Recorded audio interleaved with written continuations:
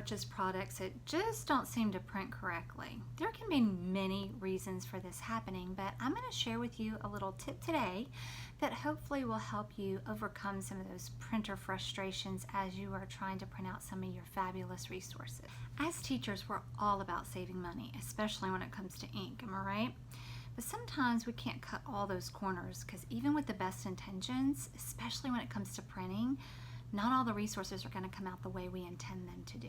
As an example, I have a teacher toolbox label product, and a lot of times I get emails from certain buyers that seem to have trouble printing out everything, or maybe their resource isn't printing out correctly. Maybe it's missing the images, and there is a reason for that.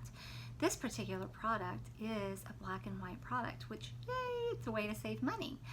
However, when you go to print, you have to do it in such a way that the computer and the printer communicate to each other properly and that your images don't get left off in the process by printing in black and white.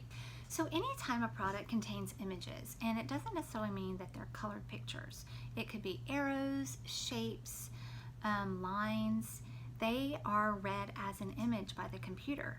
So those images are created by color, even if they appear black. So when you go to print on your screen, if you choose black and white, they're not going to show up when they come out of your printer. You actually have to select the color. I'm going to show you how that works.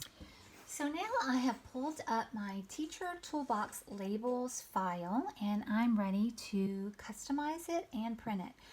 There are several slides in here that are customizable, but if I select this one with the dots across here, and notice that there's several different places for me to customize and type in my own personal text, and I've already done a few. I've got tape, scissors, and paper clips.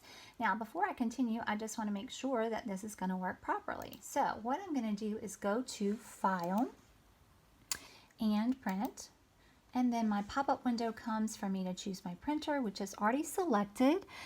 And down here, I obviously want to print the slides. And then here is the color and grayscale box that we all love to just automatically pick grayscale. Well, when I select grayscale, I'm going to click the preview button, and I can actually see what it will look like before it comes out my printer. What will actually come out of my printer. So by clicking preview, you can see all of my dots and my border around my labels has disappeared. So, well, I'm going to try that again. I'm going to go back into the print window. This time I'm going to select black and white. I mean, the dots are black, so obviously this should work, one would think, right? So I click preview. Again, my dots have disappeared, and so has the border. This is what I was talking about with your computer reading these types of things as images because they were created with an image. So even though they are truly black, when you go to print them, when you pull up your printing window, you actually have to select color in order for them to show up when they print out.